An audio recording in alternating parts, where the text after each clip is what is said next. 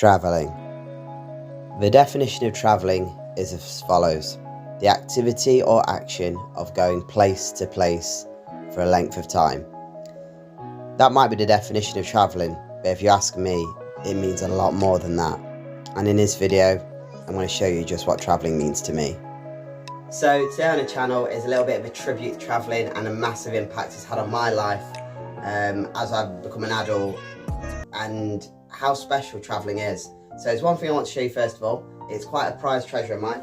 So this is a very old worn backpack. Now this is a bit of a tribute to all the places I've travelled in the world. I've been very fortunate enough to go to multiple different countries multiple times for different reasons. So every time I go to a different country, I make a point to buy a patch of the flag and get it sewn onto the bag. There's still lots more space on this bag for countries I'm yet to go to, and hopefully we'll be adding more badges in the future. There are some patches and flags that I need to add on to this, but for now it is a really special thing to me, and this bag has been pretty much all over the world in most places, so that's a really cool thing that I'm really proud of, and just wanted to share that with you.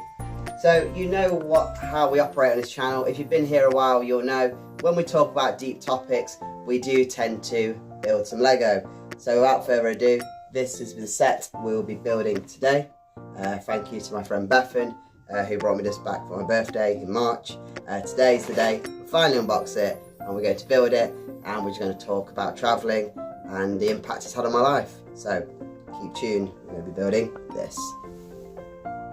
So here is the set in question, the Lego Japanese postcard from the Lego Creator Series with a whopping 262 pieces. I've been there.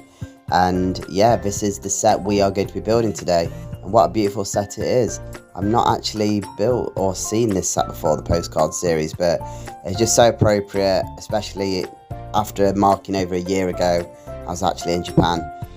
If you're interested, please check out the channel for my Japan vlogs. There was some very fun videos and a very eye-opening experience.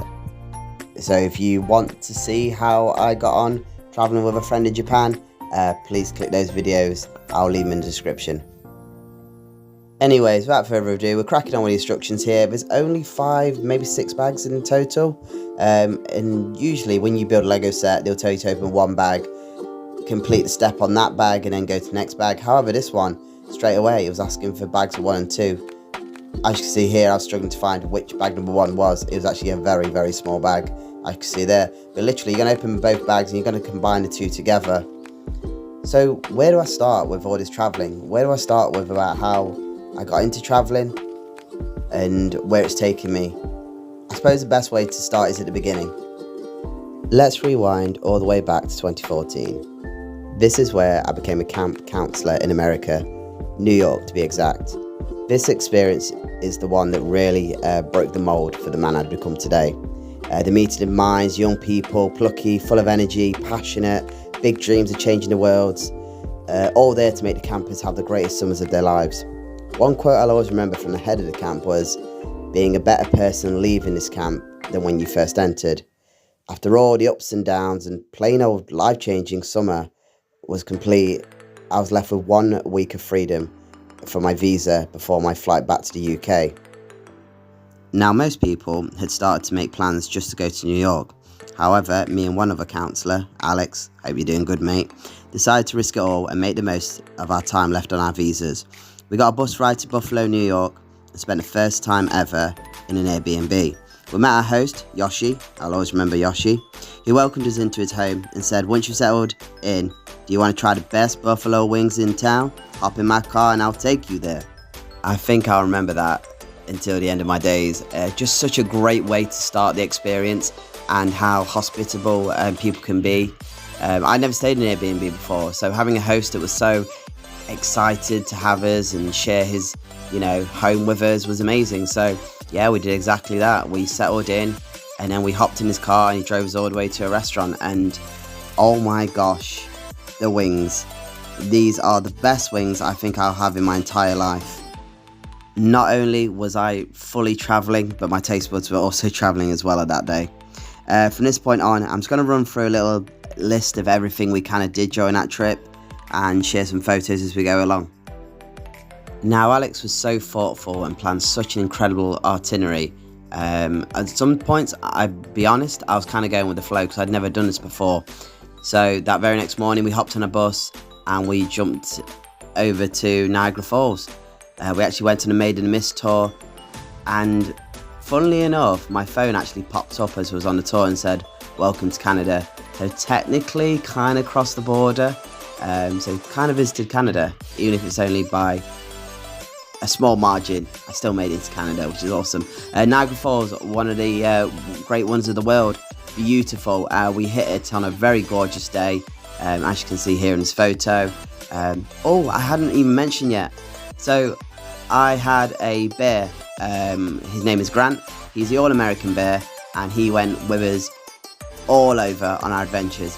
Anyway, our first main activity, main part of the journey was Niagara Falls, and what a great way to start by truly appreciating its natural beauty, especially through that Made in the Mist tour, and getting very, very soaked, and standing under it was what a bloody amazing experience it was. Anyways, enough gushing under Niagara Falls. It was time to go on to our next part of the journey. So we only stayed in Buffalo, New York for one day. So we said goodbye to our fantastic host Yoshi and hopped on a domestic flight all the way to Washington, DC. I didn't really know what to expect coming here. I think history kind of took over this part of the journey. We went to museums, we saw the War Memorial. There's a lot of very powerful, a mix of emotions, the level of respect and pride a country has really kind of washed over, especially seeing the changing of the guard in the memorial section. That was quite powerful to watch. And that was just like another flavour of travelling. It was going to a country, respecting its traditions and respecting its history and showing your appreciation for that. We, on the way over to our next Airbnb when we were staying in Washington, we actually watched National Treasure, the film starring Nicolas Cage, all about the Declaration of Independence. And we actually got to go and see it in the flesh, in real life. Such a historic document, such a crucial part of American history and world history, funnily enough. So actually being able to see the Declaration of Independence in the flesh was something truly brilliant. It was really, really fantastic. Not to mention all the museums we also hit during that day. We crammed a lot into our adventures, and we were tired and our feet were hurting. We'd done so many steps in the day, but it was all worth it. Looking back and reflecting, it was all worth it to cram so much in a day.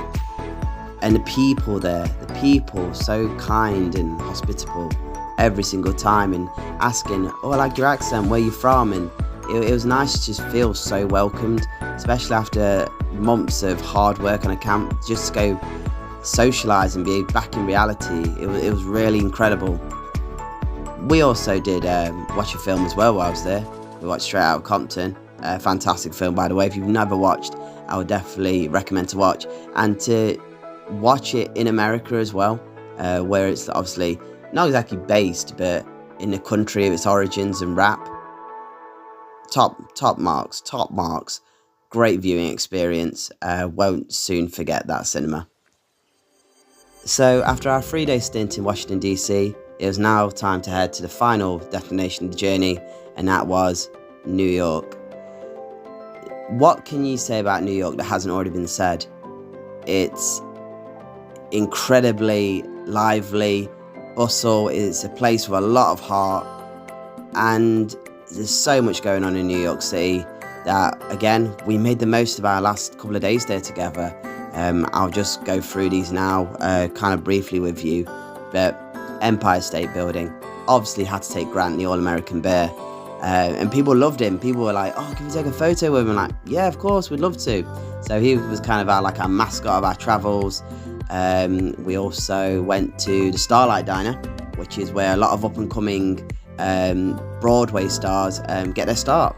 So it's a diner where you are serenaded by show tunes all night. That was a brilliant experience I won't soon forget, especially the queues and the lines. I'm just so thankful we booked at the time. New York, did a little bit of shopping. Some things you just can only get in America. They're really awesome. So I brought some souvenirs home for friends and family. That was great as well. But it was kind of a really good place to wrap up the journey and just reflect on the whole experience of being a counsellor, and then that last trip and cramming so much in and making these memories that I'll never forget. So Alex, thank you for taking me along that journey and taking the risk with me to really make the most of that week we had. Thanks, man. So after that unforgettable chapter, we have to fast forward some years. Actually fast forwarding all the way to 2018. Now, a lot of things have happened in life that have changed me, and this trip was kind of inspired not only from that American trip so many years ago, but also my auntie, who'd also made a similar trip in her youth around the world. This time we were heading to Thailand. Now, this experience was much more different, as it was a way more planned itinerary, but again, I was traveling solo this time. I didn't know what to expect going out there. So I went for a travel company, and we had an itinerary planned where you would go, you would meet your group, and you'd have a tour guide, so you'd be safe the whole time. But flying solo on a plane for over 10 hours, you're excited, but you're also nervous because you don't know how things are going to go. But ultimately, it's like taking a risk and seeing, I have no idea what's out here, but I'm going to make the most of it no matter what. And that was the attitude going ahead that I had. So I checked in the hotel room in Bangkok, and you were sharing a room with another traveller from another group. So I met this older gentleman. He shared stories about his time serving in the military, and was a much more well-travelled, well-versed person than I was. But he kept going back and saying, you're doing the best thing for your mind and your soul. And he kept repeating that over and over again. Travelling will enlighten you like nothing else will. And I didn't really know what he meant. I had no real clue what he was referring to or meant. But again, he was a really cool dude. It was nice to have that chance encounter. And I think that's something else that happens in travelling. You just have these chance encounters where you may never, ever see this person or speak to them again. But in that time and moment in your life, you converse and you share your stories, and that in itself, that hour or two we spent in the hotel room just talking was really special. Anyway, moving on to the evening, I got a message from our tour guide. Her name was Kitty, and she told all the group to meet downstairs. And to my surprise, and actually quite grateful for, there was like 7 young people, all similar ages, some from Germany, America, a couple from England as well. So it was nice that I could converse with, and these young people were traveling with me. This was my team, this was my crew, this was the people I was going to be going around Thailand with. So excellent, awesome start, and we had a absolute slap-up meal just to begin things and kind of break the ice with each other. A few of us went on to drink a little bit afterwards with our tour guide, and kind of gave us a lowdown of Bangkok and the history of the town and where you can go. We even watched some Muay Thai as well, which is incredible, the sport over there. So already off to a great start, and it was day 0. Like, I was tired from the flight, but when you're in that situation, just like the American trip, you make the most of every minute you had, and that's what I intended to do on this trip especially. So there's so many stories to tell from Thailand. I'm just going to go through some of the highlights of the trip. The Tiger Temple, 1,237 steps up a mountain. Another thing, doing an experience I never do. Not a very good cook. I don't claim to be, I never will be. However, I did a cooking class.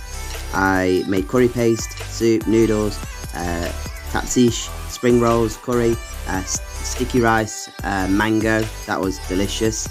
And I actually made my mum that when I came back for Mother's Day. So paid off in the end, paid off in the end. Night market, so much. Offered services in a taxi. If you know, you know what I mean. Saw the reclining Buddha statue, Wat Noi Street, Wat Temple, Temple of Dawn. There's just so much. Speaking of which, Tiger Temple, first time I've seen monkeys in the wild. I'd always seen them in zoos and sanctuaries, but monkeys, and they're very, very mischievous to tourists, taking their phones, food. Very notorious monkeys there. Saw a crocodile, climbed a mountain island, snorkeled with fish. There's just so many things that I did. And I'm really, really grateful for all these experiences as well. There was parts of the tour where Kitty, our tour guide, would take us to family homes, and we'd have a go at doing a little bit of farming activities. We'd get chop coconuts and things like that, and then we sit down and have a meal with the family, and you just feel so blessed, and what a way of life that these people live, and they're so happy. They seem really, really happy. Like, they struggle just like each and every one of us does, but ultimately, even when you have not nothing, but let's say less than yourself, and you're still grateful and appreciate life for what it is, it makes you look at your own life and think, wow, you are truly blessed to the things you have, and to be grateful for, and not to take them as granted. So that was an experience that really opened my eyes, very kind of humbling factor. So it was really cool, not just to go do the touristy highlight things and party, but also get a little bit down to earth, get a little bit real with everything, and understand how people live their lives, and make it more of a cultural experience, a cultural exchange, So I definitely took a lot of lessons from that trip, especially. So there was just a few little highlights, but ultimately from this trip, I could go on for hours and hours about this trip and the experience I had, and especially with the group I had. They were brilliant. We had a mix of young people, but we also have an older generation as well.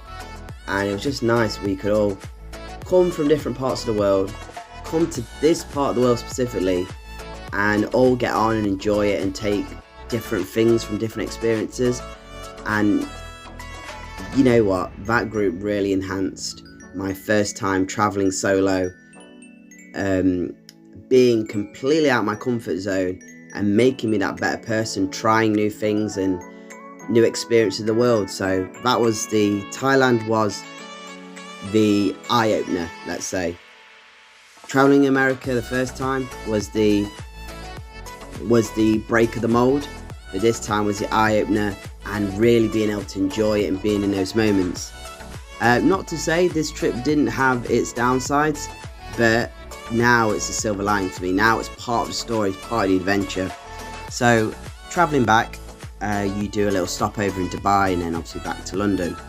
However, on my way back home from Thailand, due to a sandstorm, all the planes were grounded and were cancelled. So we ended up having to do a layover in Dubai.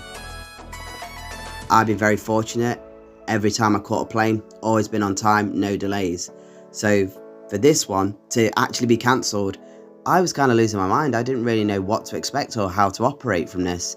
I kind of just followed the crowd, to be honest with you, from the people that were also affected by the sandstorm and were on my flight.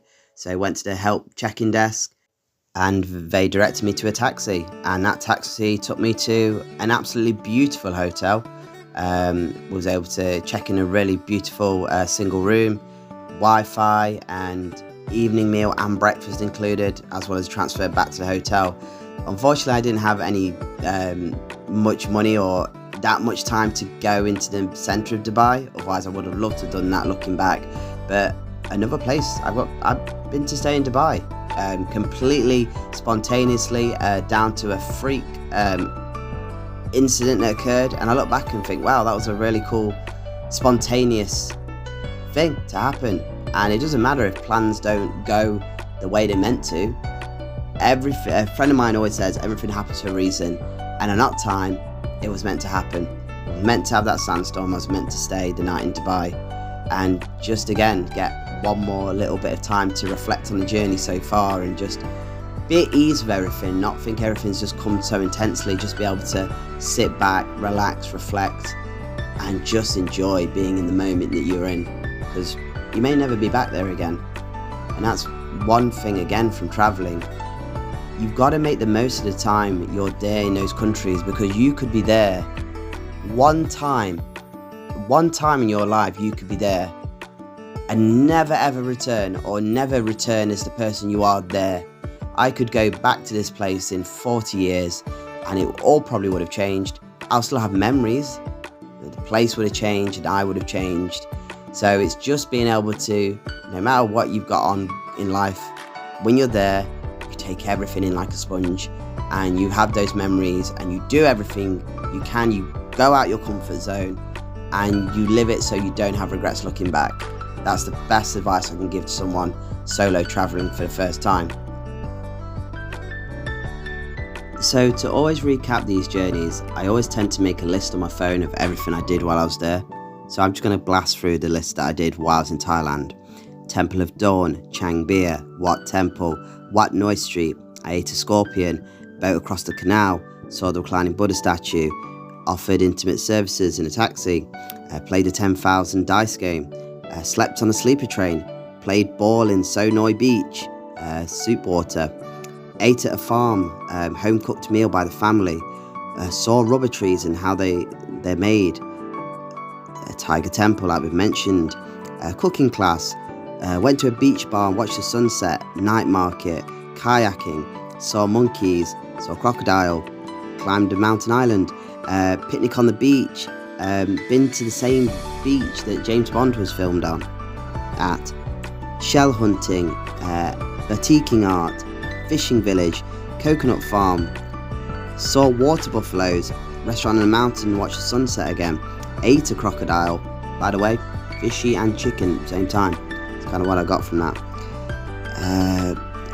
The Gibbon Sanctuary, Patong Beach and Patong Food Market, Buster Phuket in the Old Town, Phuket Big Buddha, Tuk Tuk, saw Ladyboys, and finally it was St. Patrick's Day, so got to celebrate St. Patrick's Day in a completely different part of the world, and it was still going up, it was still great celebrations, but that caps off the list of what I did in Thailand.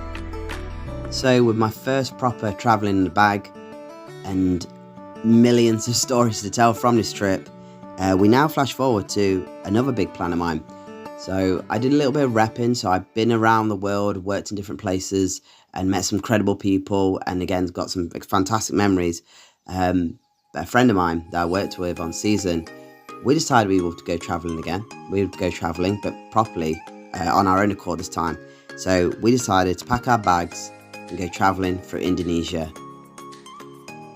So this time I'm travelling with a friend, so I wasn't going on a solo journey time. I was taking a friend backpacking, and they were a little bit younger than I was, but we just had this interest, this love, this passionate. We just wanted to see these places and go and experience it ourselves. So that's what we did. We planned an itinerary, we planned our Airbnbs, just like I had done with Alex many moons ago.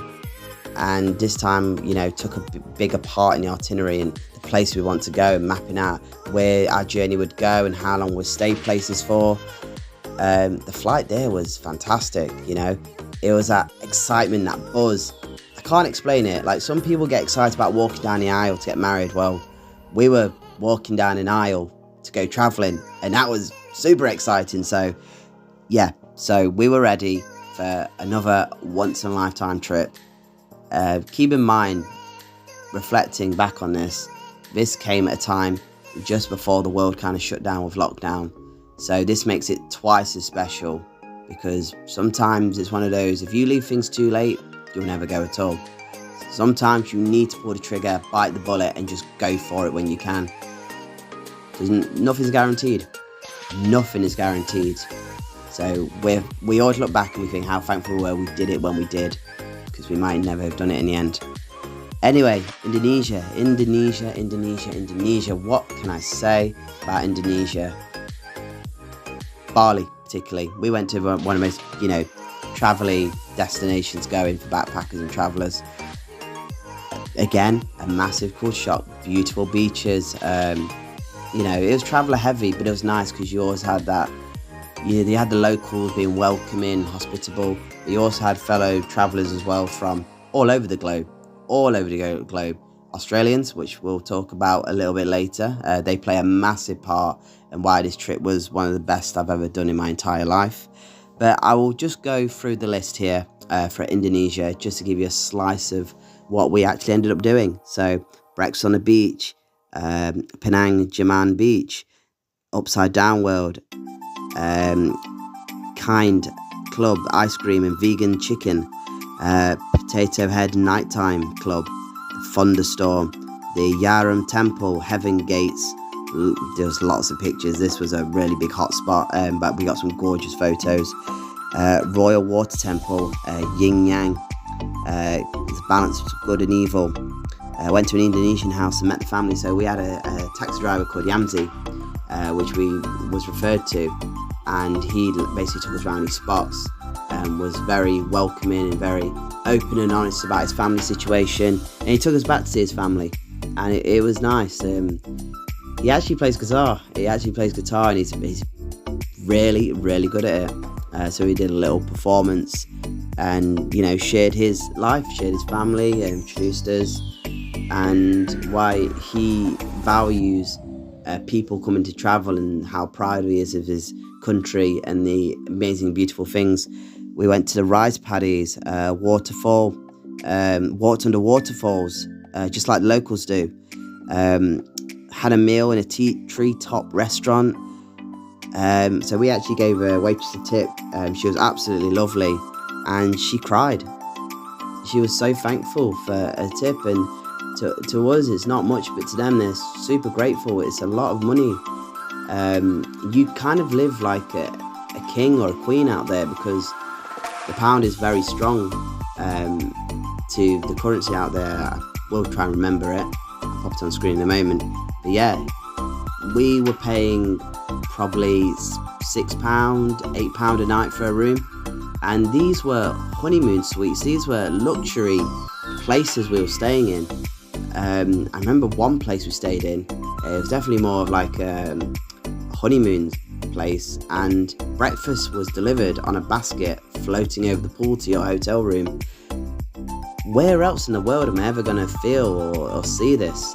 Again, it's one of the experiences that you don't realise how lucky you are until you go somewhere else and see how other people live. So, yeah, as much as you felt like a king, it really was a humbling experience that all encompassed that and made you feel rich, not just by what you had, but also rich in how you feel as well in your soul. Anyway, moving on, we had the meal in the treetop restaurant, like I've explained.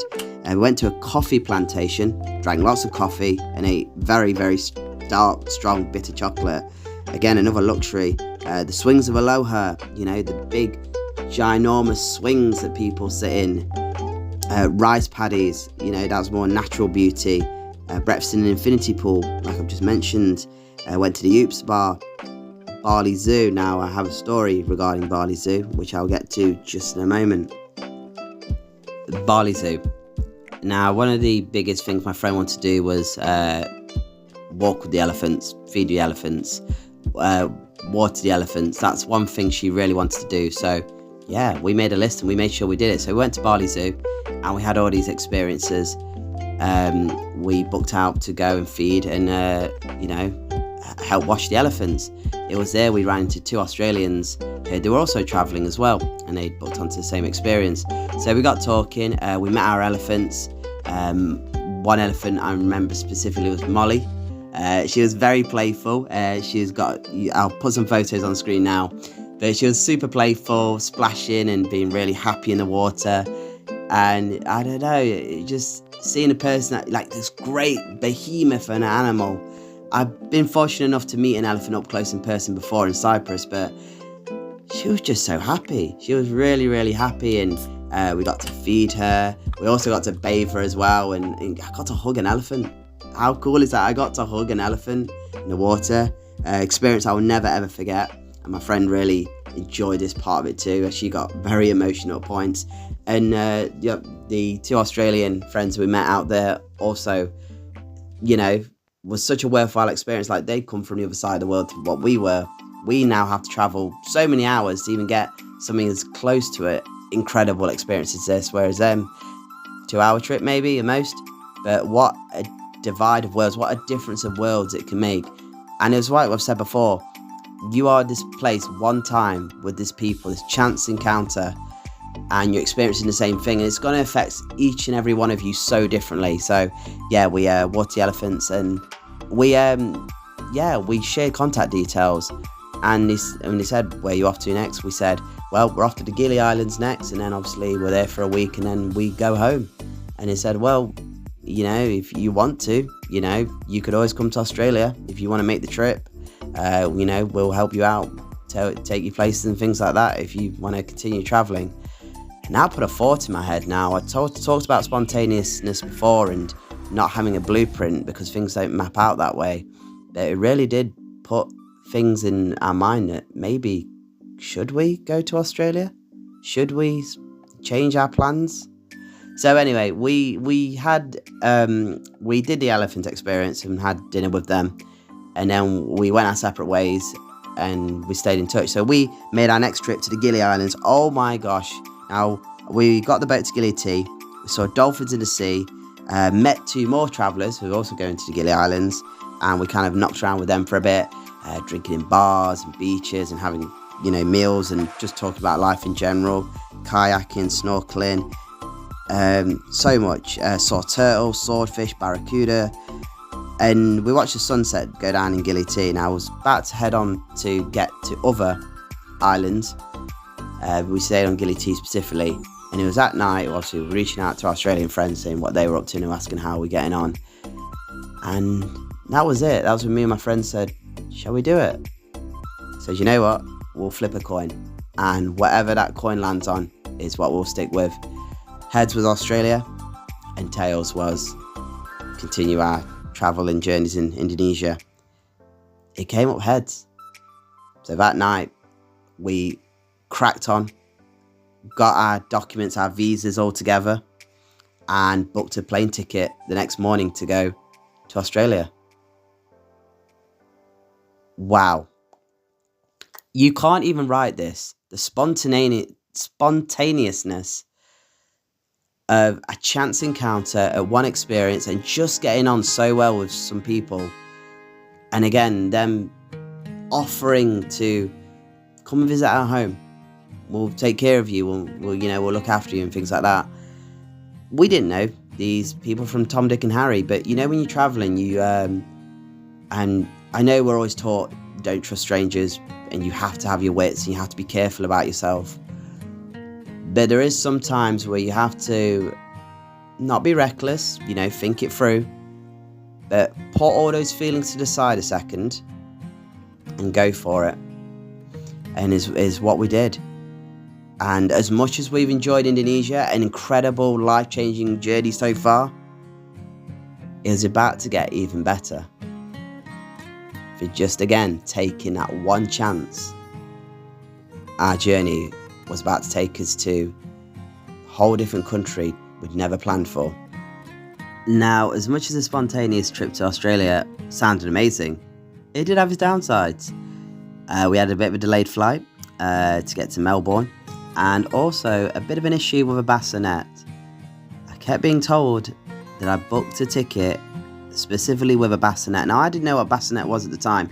A bassinet is a place where you keep a small baby or infant. And I was adamant I'd not booked a space on the plane with a bassinet. However, this did come in handy because we did have extra leg room in the end. But yeah, bassinet, that is a story going to Australia that I'm never going to forget. Anyhow, we got through, we booked an Airbnb in Australia, close to where the guys were living that we met from Bali. We very, very late, very tired in the evening. We packed up all our stuff, checked the room for any spiders or snakes because we were certain we were going to find one. By the way, never did. Just put it out there. People say, you're going to find loads of spiders and tarantulas in Australia. Maybe in certain parts, but where we were in Melbourne, never saw a single one. So yeah, keep your wits about you, but we never saw one when we was there. Anyway, moving on. So we started the day with an amazing breakfast, went to Surfers Paradise Beach, got in the water. The waves were so choppy. It was perfect surfers weather, but the waves were incredibly they could take your head off. They could absolutely take your head off, and all the locals were in there getting absolutely knocked and rocked about by these waves, and it was such a fun. I've been to wave pools in the past. They were quite safe and moderate. Nah, this was nature really battling, and it was absolutely brilliant.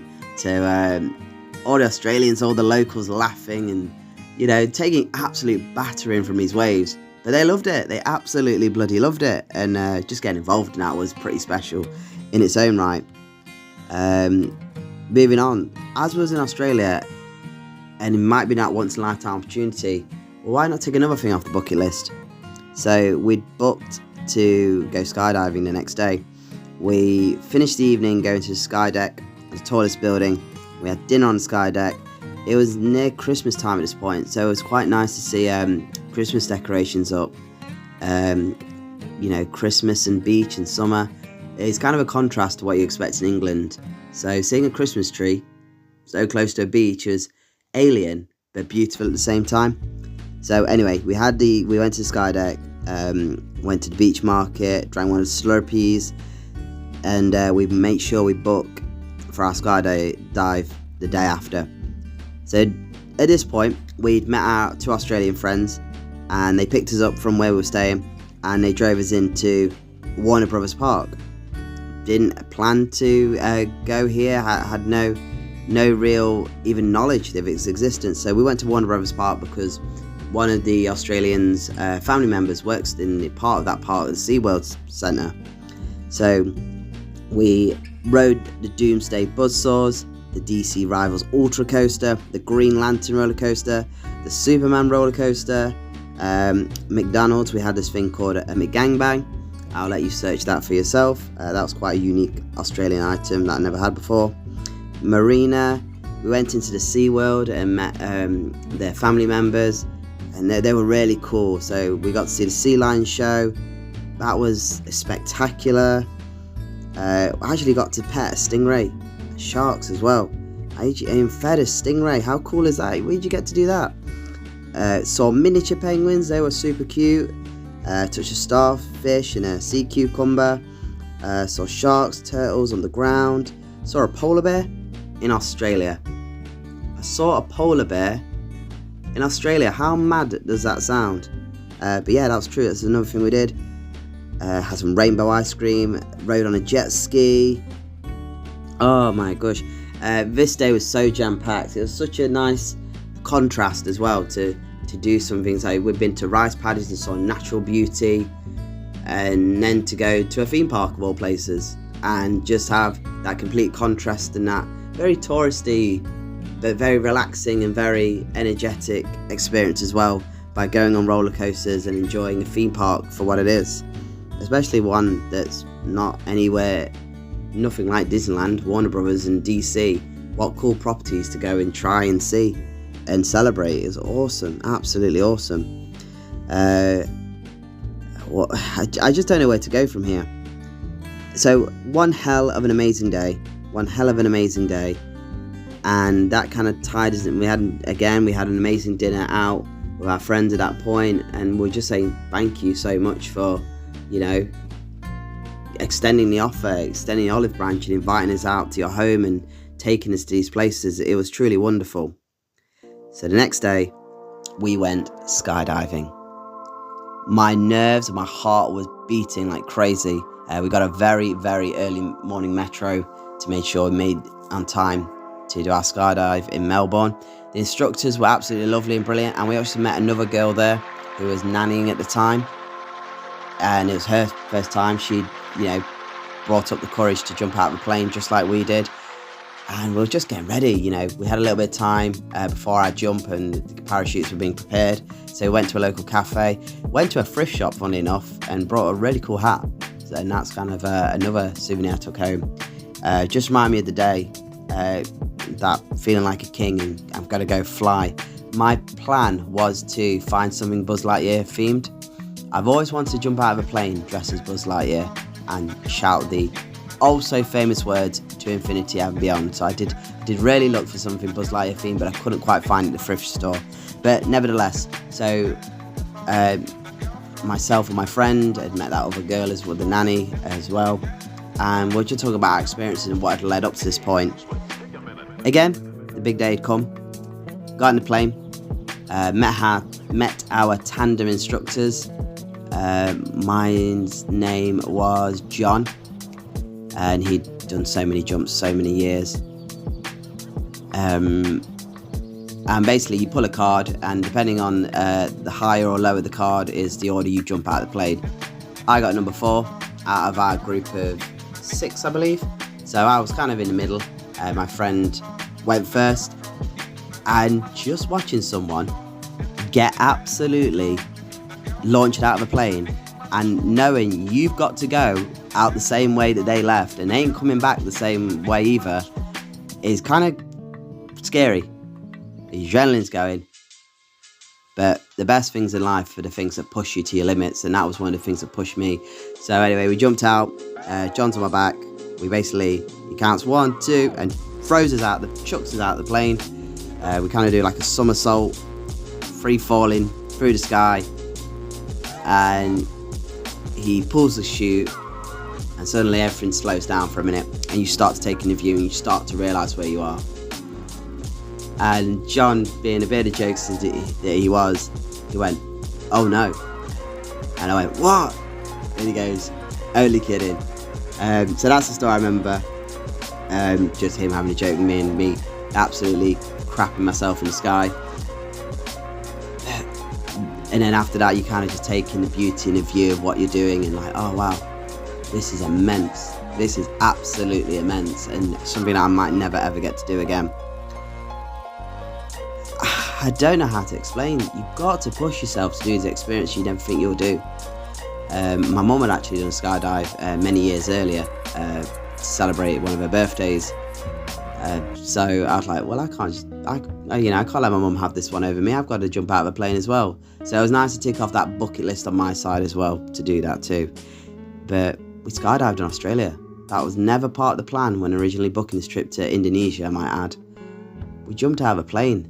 I landed on a beach, and I remember specifically just feeling the rush of everything, every emotion just washed over. And I got a shell from the beach that we landed on. And I obviously gave one to my friend and kept one for myself, and just keeping these little mementos and be like, wow, we did it. We jumped out of a plane. How awesome was that? How awesome was that? So anyway, we started heading back to our Airbnb, and we had like another day left. So what we decided to do, what do you do when you're in the UK and you're in Australia? You go and see a koala and a kangaroo. And my accent is not great, it's not as good as my friend's was. So yeah, we went to a zoo. And it sounds very touristy, but this is what we wanted to do. And hey, we went and go and did it. So we went to a kangaroo sanctuary where they look after the animals, obviously. And it was really interesting talking to the volunteers there. So they're all elderly volunteers, retirees. They've all retired, they've all got incredible stories, and now they spend their free time volunteering at the kangaroo sanctuary, educating people about kangaroos, and it's brilliant. I think what a fantastic thing that they do and operate out there. It gives people a purpose after they retire. It's such a cool thing to do, and they're sharing their experiences and their knowledge on their home and their country's nature. It was brilliant. So ticked a few things off our bucket list there. Got to feed a kangaroo and got to see them jumping around, and little joeys as well, and they were a sight to behold as well. And of course, I held a koala, and that's probably one of my favourite photos of all time. It's even on this. It's even the cover photo for this channel. So truly special moment to hold a koala, and they're cute. They're soft and they cling onto your arm, and I remember mine didn't really want to let go so easily, so the person that was there, the assistant, had to tickle it off almost, which is kind of cute, which is really fun. But yeah, Australia, you plan one thing and you go so far the other way on a spontaneous note, and you put trust and you kind of risk it all. Just going with the moment, being in the moment and going with the flow, it can make the world a difference. So a massive thank you to those two Australian guys. I'd love to mention your name in this video, but out of privacy and respect, I won't mention it. But thank you for making another making this chapter of my life such a special one for me and my friend. And thank you especially to my friend, for sharing all those amazing experiences and pushing me out of my comfort zone at times. And I think we really complemented each other and made the most of the experiences we had while I was there. And we'll always look back on fond memories and know that we travelled. We truly, truly travelled, and we made the most of every second we were there. And despite tiredness and not getting much sleep and the aching legs and all the walking we were doing, every single moment meant something. I know I seem like I'm glazing over and brushing over, but this is what this video is about. Travelling will, as cliche as it sounds, enlighten and change your whole entire perspective on the world and what you believe it to be. It is the best thing you can do for yourself. Get out of your postcode, get out of your country, travel, live, work somewhere completely new, and you'll come back a changed person, a better person than you did when you left. Now, it would be an absolute crime if I didn't talk about what this set I'm currently building represents, and that is the last time I went travelling is Japan. So last year, I ticked off a major bucket list destination for myself, and that was Japan. I went with a really good friend of mine. Two guys just inspired to go to Japan and see the land of the rising sun. So many things on our bucket list we wanted to do, and so many things we crammed into our, I believe it was 10 days in Japan in total. Travelling, a long flight.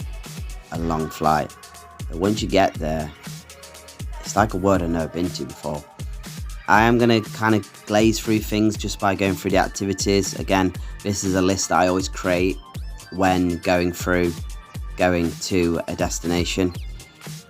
I just want to say a massive thank you to my friend. I won't say your name because of privacy reasons, but truly, I wouldn't have gone without you. I might have been able to do a solo trip, but you made it so much more fun, so much more brilliant by being there. You pushed me out of my comfort zone again, and it made me appreciate where we were in a different light. I just want to say thank you. Thank you for agreeing to come on this trip with me. It means a lot, and I hope one day we can go back one day and not just look back at the time we had when we were young, but also go back now that life has changed for the both of us and appreciate it again in a whole different light. So you know who you are, and thank you. Anyway, let's get through what we did. Day one, rode the metro, got an IC card, Nintendo store, Pokemon Center Shibuya, the 109 building, Japanese McDonald's, very different. Highly recommend if you ever get a chance to go. We had the samurai burger and with soy sauce and a McFizz. Mwah! Absolutely beautiful. Visited multiple shrines. Took part in Gashapon. Got some Gashapon capsules all over Tokyo. Pokemon Center DX. The Hachiko statue. What an amazing story behind that as well. If you don't know, go do yourself a favour. And there is a film. It's very, very sad if you want to get emotional. But read about Hachiko. Again, Shibuya Crossing. Night shots. 7-Eleven. 7-Eleven is elite. 7-Eleven is elite in Japan. Don't let anyone tell you differently. You'll know if you've been. The freshness of their food, mwah, gorgeous. Day 2, Ashibakuro, Skytree, the shrines. We purchased kimonos. We went to Maki, went to Akihabara, won the Pokemon lottery, claw machines, UFO grabbers, figure stores, kebab, trading card stores, bookstores, Shibuya itself, Megadon, the Disney store, making a very special kind of video on his channel that I've never done before in public. Monkey car, oh my gosh, we've driven on roads in Japan. This is a massive deal. This is one idea my friend proposed to me before the trip, and I was very scared. But again, getting out of your comfort zone, big story about this one. So it was karting, and you go through the streets of Shibuya. You actually drive through Shibuya Crossing. Now, I am driven in about 5 years at this point. I actually took driving lessons just to remember how to drive again before going to do this. So I'm not a confident driver as it is. There's probably about 20 people in our group, and we all get told to pick your car. So we chose our costumes and we chose our car. And he looked at me and my friend and pointed and said, you follow me.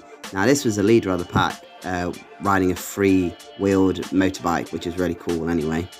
And then he starts showing his hand signals, how he wants us to position ourselves when we're at certain parts of the tour. And if this happens, if an emergency vehicle comes across, then you do this. If you get cut up or lost by the group, do this. So I'm like, okay, cool. Well, I'm following someone, so it'll be fine. He goes, nah, you're at the front. Me at the front? I've never driven in 5 years. How am I meant to suddenly obey all the road stuff? So I had to be the leader of the pack. My friend was absolutely creasing themselves. Of all the people he could have chosen to lead it, and I got to lead it. So when I put my foot down, I stayed as close as I could to him, not to lose him. And there was points where me and my friend were side by side doing 2x2 on the car. We looked back, there's only another 2 people behind us. The rest of the people got lost because we were going too quick. It was just a brilliant experience. My heart was racing. The locals out there, the way they see you, they're waving, they're smiling, taking photos. It's awesome. That experience really made the trip, and that's why you go traveling with a friend, because you all bring something to the table. Something you don't think you're going to enjoy, it becomes the best part of the trip. So that was a bit of a funny story about karting in Japan. And I did get cut off by a taxi, and I also cut the taxi back up. So not bad for a person who hasn't driven in 5 years, having a little bit of road rage and driving international roads. On day 3, we went to Tokyo Station and picked up our very exciting bullet train tickets for the next day. We went to Don Quixote, a massive department store, food and drink specialist. We got a train up to Ikebukuro, again, Don Quixote, ordered in Japanese, had Sapporo, beef Wellington for lunch. And actually, we were so enjoying our time there, we actually left the restaurant without some of our belongings, and the waitress chased us down, Sumimae-san, and gave us our belongings back. And we were so thankful, like, such kindness, and I don't know, looking out for each other. Like, you don't always get that everywhere. So for them to come and physically chase us out of the restaurant to give us our belongings back, so that really went a long way. So that was really kind. So we were super thankful for that. I have super forgetful brains. Not much sleep had been had, and it was just amazing to see the people there were so caring and kind. Again, moving on, we went to Nakano Broadway. We went to a pet shop. We had a cat cafe experience. Oh my goodness. Shubo Shop Bar. Met 2 guys, Australians again. I think there's a underlying feature here with Australians in travelling. Tim and James, 2 guys. Probably never seen them again. 2 older guys that had come with their families to Japan, and they got 1 night off.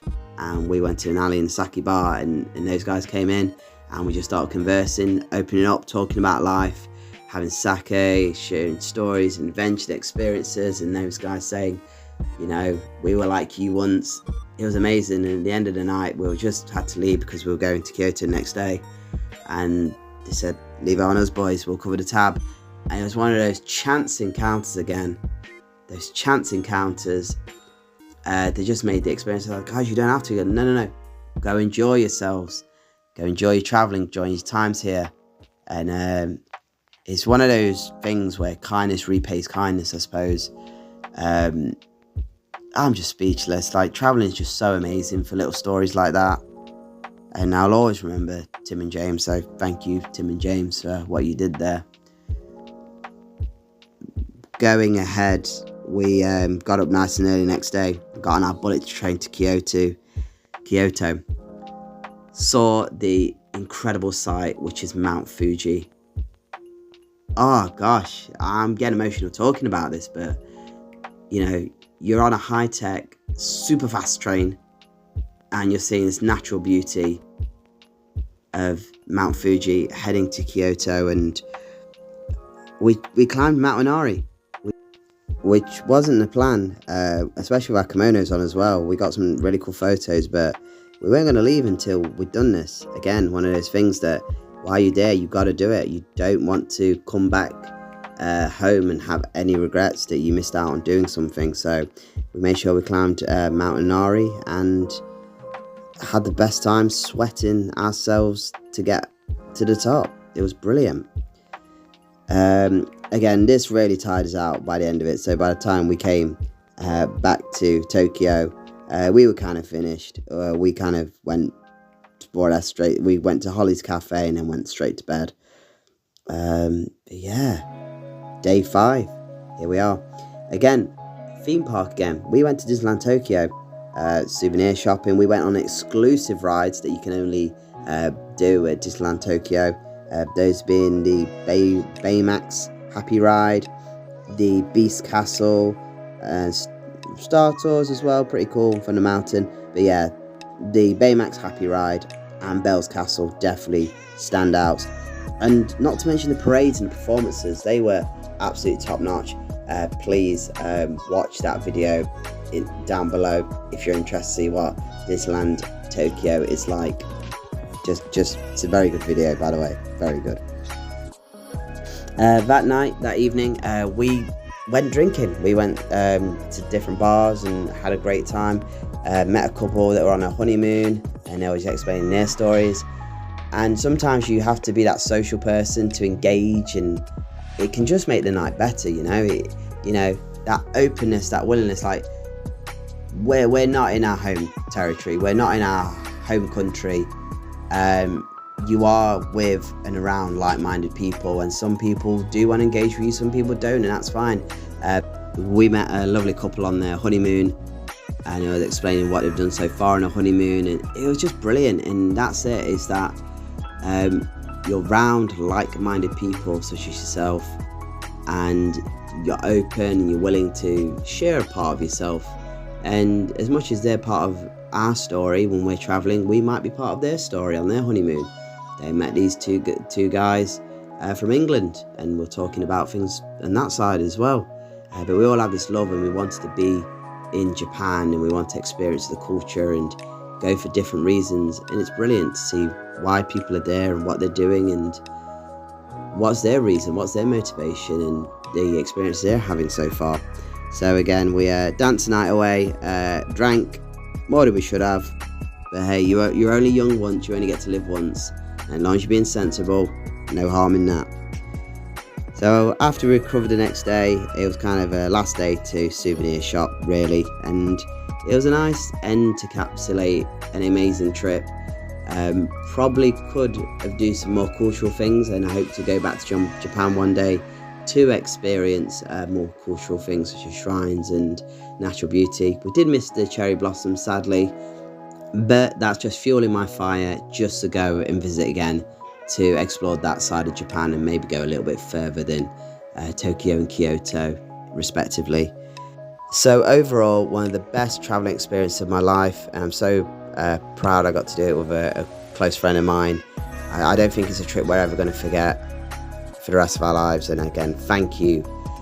You know who you are, but thank you so much for coming with me and sharing that experience and making it 10 times, a million times better by being with you doing it, dude. So awesome for that. Anyway, if you made it to this part of the video, thank you. It has been a long one. I hope you've enjoyed it, and I hope you've gained a little bit more about me, and maybe if you're planning to do a traveling trip, hopefully might have steered you towards pulling the trigger and doing it. Like I say, if I can advise anything to anybody at all, it would be to travel just to get these feelings, because until you do it, you don't know what you're missing. You truly don't. But anyway, thank you for watching. Hope you've all enjoyed. Please like and subscribe, and I'll see you again very soon for another video. Thanks, bye.